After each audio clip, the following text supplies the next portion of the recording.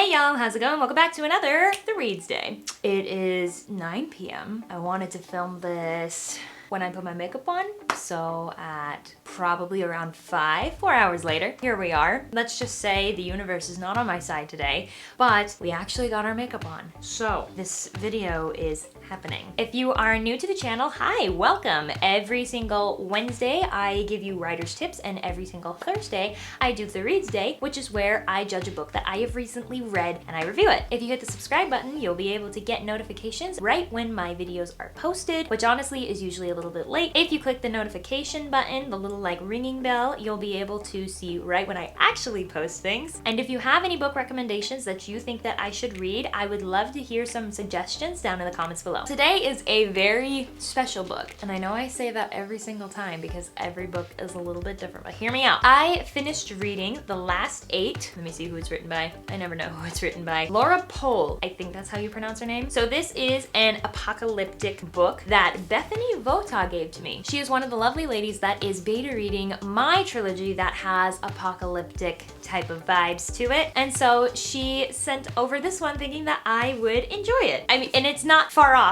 Bethany, you're not far off at all. I really did enjoy this book, but I thought that there were a couple of interesting things about it based on just my opinion of how apocalyptic books go. I don't know, I just wanted to, review it, talk about it, as I do every Thursday. I have my normal, like grading sheet. I have a little outline that I usually do, which is, usually prepared, but today it's not. I figured that this would be a fun opportunity to kind of try and go off script a little bit. I mean, there's literally no script for this one. So we're just gonna be flying by the seat of our pants. I never really understood that phrase. Is it seat of your pants? Seam of your pants? Seam of your pants would make more sense. Just to let you know, there are going to be a lot of spoiler alerts in this because I have a lot to say about it, which is a good thing. Usually when I have a lot of spoiler alerts, usually that means it's not a good book and I don't want you to read it, but this is a pretty good book. First chapter, initial thoughts.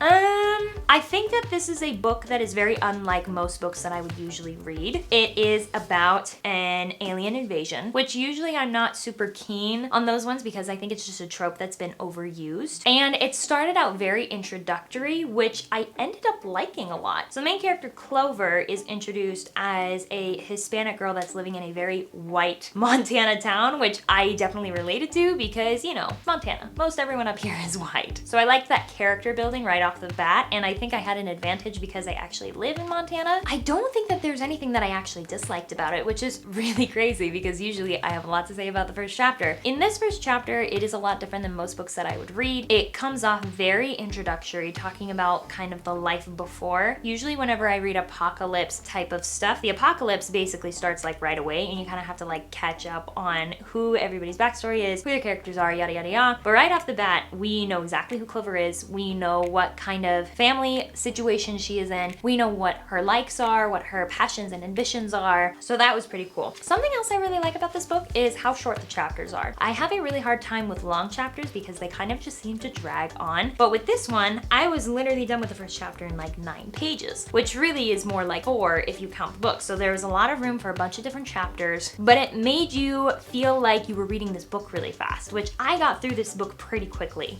which is a good thing. That means it's a good book. My favorite part, I think, was when she did this really good presentation for NASA, and there was a representative from NASA there that actually said, hey, like, give me a call. I'll give you the connections to NASA. I think that this was a really good way to let the reader know how capable Clover is, because not just anybody from NASA comes up and says, hey, like, join our team, LOL. I'm pretty sure they don't say that. If I could change one thing, what would it be? I don't think I would change anything about the first chapter specifically. I think that it is very different in the way that it introduces the story because it mainly just introduces Clover and not the actual plot because the plot hasn't really happened yet. So I think that it's pretty good. The very ending, the last sentences very much lead to the idea that there is an alien invasion, or at the very least, people from another planet coming over, which I guess is the same thing as aliens. I don't know, whenever I think of aliens in my head, I think of like alien monsters, like bad people that are coming to overtake your planet. But then when I say, oh, people from another planet, I'm like, hey, they're just tourists. They just want to know what's out here. Moving on to the beginning of first 3 chapters, and this is kind of of where things take a little bit of a turn, and a different turn than what I would probably do if I was the author. As far as the first 3 chapters go, it's still very introductory for the character of Clover. Nothing's really happened yet. A lot of things are up in the air. So I kind of have the same, or at least similar thoughts as far as the first chapter goes. There's a little bit of background about one of her ex-boyfriends, which I'm not the biggest fan of the trope that this girl is so tough and she doesn't need anybody and all that sort of stuff. She mentions that she liked being around this boy, but she never really fell in love with him. I don't know, it was just kind of seemed cliche. But that's a trope that everybody loves, so I'm not judging, because I also kind of have a tropey girl character that I'm trying to like soften around the edges a little bit to make her a little bit more realistic. And I'm not saying that women can't be like strong and tough, but I feel like that's been overused, and I think that we just need a balance. I actually kind of like Noah. Noah's the ex-boyfriend. I don't know, I guess I just kind of felt like she didn't like him for really like no reason, and there was really no reason for her to get with him in the first place. So like this poor kid is like trying to pour his heart out to her, and she's like, well, that sucks. I don't know. I feel like Clover could be more likable, because we need to root for her in some way. I guess we root for her in the way that, you know, she's really good at flying airplanes, she's really smart. I guess that covers if I could change anything, what would I change? I don't really have any other thoughts or really like a favorite part. There's gonna be a lot of that I don't know with this book, because I like it, but I'm like, what? 1/3 of the way through. Let's see how many pages are in this guy. We are gonna cover quite a bit within the first 3 chapters to 1/3 of the way through, because a lot happens. Like I said, this is a very fast-paced story, which was enjoyable because I actually felt like I wanted to read a lot of it, because, you know, wow. So a lot happens. I didn't realize how much happens, but a lot happens. Initial thoughts for 1/3 of the way through. The first thing that I realized in the beginning of the book, it does give warnings, it mentions depression, suicidal thoughts, suicidal attempts, and post-traumatic stress disorder. I was confused for a lot of that. Not because there was a trigger warning, but the way that suicide is portrayed is odd to me. The first time that she contemplates committing suicide, it's right after like the aliens go after her. They end up killing her ex-boyfriend. R.I.P. Noah, you didn't do anything wrong. Poor guy. She kind of just left him there too. Like, geez, Clover. I mean, I get it. Like, you're in a situation where you need to get out of there and you kind of have to like fend for yourself. And if someone trips and falls, like that's on them. But also, like, first time she contemplates suicide is when she goes back to her grandma's house and her grandma's not there, so it's assumed that she was killed. And then the base that her grandpa went to, the military base, to go get help and information from is like completely flattened. And it's apparent that the aliens can't see her. For some reason, they can only see her when she's in a plane and flying, but otherwise, just in person, if they see her, then she's not seen. And so it was when her abuelo was pretty obviously dead that she decides to almost take an attempt with a gun. I feel like she would already have to be very depressed and like have some sort of over attachment to her grandparents in order for that to happen, because you kind of have to still let the trauma sink in, and I didn't find that realistic. She mentions a little later, like several other times, that she kind of like tries to take her life, and that made more sense to me, because after that scene, it skips over 6 months and she is really just kind of like living off the land and thinking she's the only person alive in the world, because she hasn't seen a single person since her ex-boyfriend, her grandma, and her grandpa passed away. So that I would totally get and understand, because at that point, if you're the only person left on earth, you're like, well, what is the point of living if you don't have these social connections, and if there's really no reason to continue on your race for like practical reasons, and also just the emotional turmoil of trying to survive every day for really no purpose. Because in most apocalyptic stories, there's a purpose of why people are trying to survive. A, they're trying to figure out what the heck happened. B, there is a way that they can save society and they're going to, you know, do whatever it takes to get there. But at this point, she's got no plan. She's got a dog. That's it. She's got a dog that ended up following her. What did I like or not like about it? I guess that I kind of already went over it. Well, those were my initial thoughts. Something that I liked is that we got to see more characters. Obviously, it is the last 8, not the last one. So we meet the other 7 characters, and I found it interesting because, correct me if I'm wrong, but it seems like the author purposely put in people that generally aren't the main characters. So know, there is a much bigger population of women than men. There are 2 men that are still alive and 6 women. So obviously, like, it's in no way supposed to be even, but I think that's kind of a tribute to all of the times that men have kind of been, you know, like the big group and then there's that one complimentary woman. I still hate that trope so much. I hate that trope where it's like, oh, look, all of these like tough guys, yada yada yada. Oh, and then there's one tough girl that kind of like can be one of the guys. I'm like, can you not? Would it kill you to add one more? Would it truly kill you to add one more woman? Because then it wouldn't be so painfully obvious that this is the trophy woman that gets to be a part of your group. So that was really fun getting to see all of the different characters. It's weird because I looked this book up and it said that it was technically an LGBTQ book, which initially confused me because in the book, Clover mentions that she has found girls and guys attractive. So we're like, okay, we can make the assumption that she's bi. And then there was another character that kind of made an off comment of, oh, like that's why I only like girls, so she is a lesbian. But other than that, nothing is really mentioned, and it seems like the driving force of some sort of kindling romance is between a girl and a guy. So I don't know what constitutes an LGBTQ book, is basically what I'm trying to say. Do you just have to mention a character is lesbian or gay and then it fits under that category? I wouldn't know because I haven't written a book yet about LGBTQ community. I don't think that I would actually change anything because I think the dynamic of all of the different characters is very interesting. I think a lot of it is still trying to introduce the different characters and the fact that they're in Area 51 and how she found them. I thought it was a really clever way of how she found Area 51 by the help of the radio, which is really cool. I like that part. Towards the ending, we kind of meet the head honcho girl of the whole place, and I wanted to hate her. I wanted to hate Violet so much, but I couldn't because she was right. She was right for so much of it.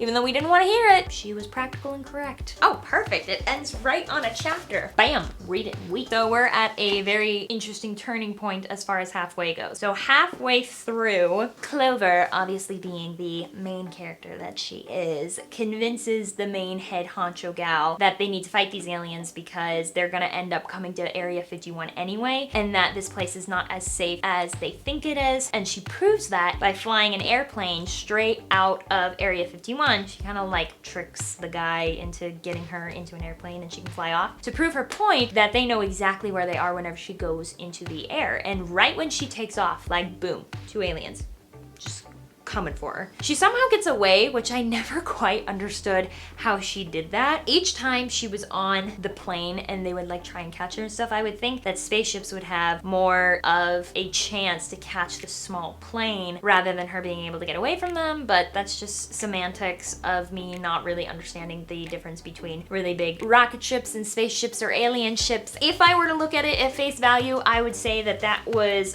2 strikes of luck. So because she proves this, she gets the rest of the crew on board to really figure out who these aliens are, what they want, why they're here, what their weak points are. So they start to just kind of put together all of their strengths and like figure out a way they can capture one of them, which is kind of fun. My favorite part, honestly, I really love Adam. I loved what they did with his character. Solo maintenance, like such a chill guy. I guess he's not really a love interest because she's like, oh, it's not gonna happen. You just remind me of my ex-boyfriend and that's why I like kind of like you, but I don't really like you. Once again, like, I don't get it. I don't get it, Clover. You obviously like him and you don't want to admit it. I really love Adam's character because I feel like the chill guy is normally not the main character and I feel like they need a little bit more representation. And it's funny because he's like the last white guy there. I don't know if I would necessarily change anything. I think that she did a pretty good job of connecting all of the dots and making it, you know, apparent that they aren't safe at Area 51 in a way that Clover would do it. Because sometimes it just kind of seems like a far-fetched idea whenever things like that happen where they have to get from point A to point B. I know that I have done that before and I've had to do some major editing with the plot holes that I create for myself. All right, so a lot happens in between the climax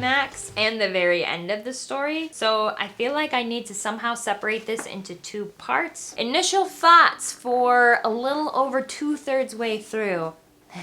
My main issue. A character is killed off. I'm not gonna say who. because that probably would diminish a reason to read the book, honestly, because this character is pretty vital. I just felt like the character was killed off too soon. The character was introduced enough to a point that we liked the character, but we didn't know too much about said character to really connect a relationship or kind of mourn for the death of this character. And I was really frustrated about it because I was like, wait, hold on. It just kind of threw me off. And I think that it was meant to throw. Nothing really seemed the same afterwards, you know? Which I guess is the way that death should be. But like, I wasn't a fan because I didn't really see a purpose for the character's death rather than incentive for them to like keep on going forward with figuring out this whole alien thing. And because they suffered a loss, like they were gonna do that anyway regardless if this character had died or not. I'm very picky about character deaths. What I did like about it is that their plan followed through and there were some very interesting hints about what was going on. There were a lot of confusing scenarios with blood matching and DNA and all of that sort of stuff. And then they end up finding out this humongous secret where you probably wouldn't have guessed it initially, but when it's explained to you, you're like, oh my gosh, everything makes sense. I honestly think that my favorite part was not only was there 1 or 2, but 3 huge plot twists that just were like, bam, bam, bam.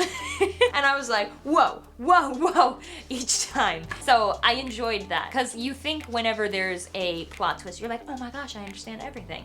And then there's another one, you're like, oh my gosh, I understand way more. I didn't understand anything initially. And then it gets to number 3 and you're like, how many plot twists are there? This is amazing. As far as the ending of this portion goes, this is when I started getting more interested in the book based on the fact that it was an alien invasion type story. I saw that this was a completely different scenario than what had been done in the past, and I really appreciated that because once again, I'm really not into alien invasion type stories. Obviously, if I could change anything, I think that I would much rather have said character that died be captured. And I know that strategically wise, that wouldn't make any sense with how the aliens had been acting, but I also think that could have added another plot twist and added even more encouragement for the characters to figure this out. So everything kind of starts being connected really well together. You find out why they are so keen on catching people in the air, and that's really interesting. What I liked about it was that they made the huge plot twist apply really heavily into how the climax played out and how the characters were affected by it. I really, really liked that part because it put them at a disadvantage rather than 2 characters that didn't have said plot twist apply to them. And then, okay, I liked most things about it, except for one thing. So there is a character, and because of this, something humongous happens, like big cosmic explosion, universe craziness. I don't know how to like say this without giving away a huge portion of the book because this is one of the plot twists, and I know I said that there would be spoilers in this, but I don't want to give you all the spoilers, you know? Basically, this character purposely kills herself so that she can create a reaction from another character with supernatural powers. And supernatural powers are triggered, and she is as powerful as she needs to be to defeat off the bad guys. Obviously, the other character that committed suicide to make that happen is still dead. Okay, now I understand why there was a trigger warning because it actually did happen. Like beforehand, I was like, oh, like why did they add that in if there was just, you know, like thoughts about it?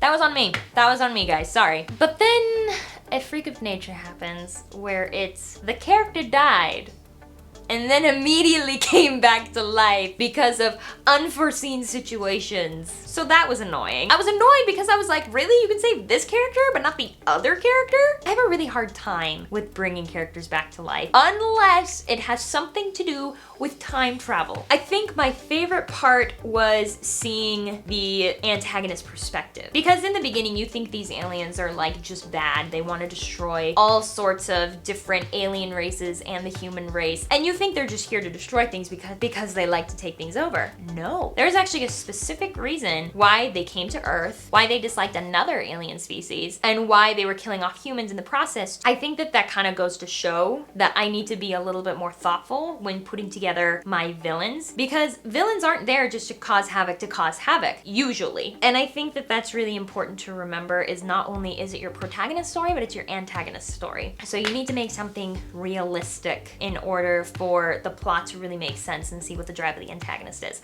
So I really liked that. If I could change one thing, just let the other character die. You already killed off another one, just let the other character die. I know it'd be tragic, but I think that would give more reason, like almost the opposite effect. It would give more reason for the characters to move on as, I don't know, it's either like kill both of them or kill none of them, you know? As far as the ending goes, it was interesting. They went to space, like on the fly, and they don't know where they're going. And I have watched the 100 enough times to know that you need to be ultra prepared when you're in space, or else you die. Technically, this book is a duology. So there is one more book. As far as my total thoughts, I liked it. I did. I don't think I loved it. That's the thing that keeps on holding me back, is there are a couple things where I'm like, I really liked it. I didn't really fall in love with the characters too much, but I enjoyed the characters. I guess I forgot to mention to you guys, there is a relationship at the very end with two of the gals. I was a little confused about that as well. I felt like it deserved more build-up. I don't know, like I just kind of felt like it was a little bit out of the blue, and I wanted some hints of like them getting together, because that's one of the most fun parts about romances, is that you're kind of like, ooh, will they or won't they? I think I would have changed that for sure. Not them being together, but I would have given them more build-up, because you kind of see a little bit of flirting in the beginning when Clover meets them, but other than that, I really don't see too much of it, or at least I didn't notice too much of it. What I liked about it was that it gave a different spin on alien invasions that is usually not normal. I think that there were a lot of really good plot twists. I think I would have changed the deaths and how those played a part. I don't know how, but I would have changed it a little bit. I would have given more purpose to their deaths, if that makes sense. I think the ending was good.